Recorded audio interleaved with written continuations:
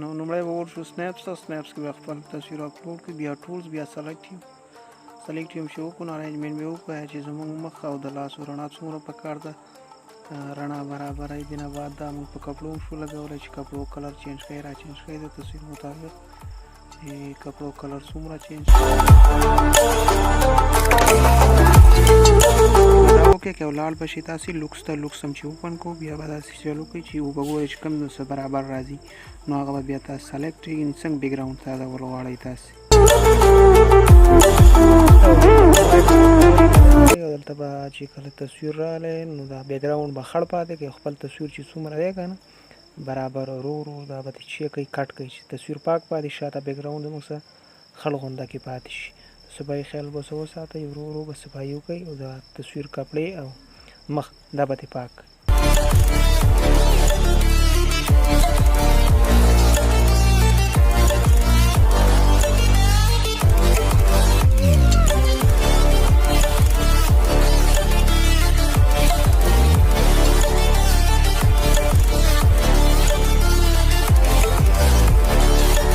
دا به ورسره وکړئ.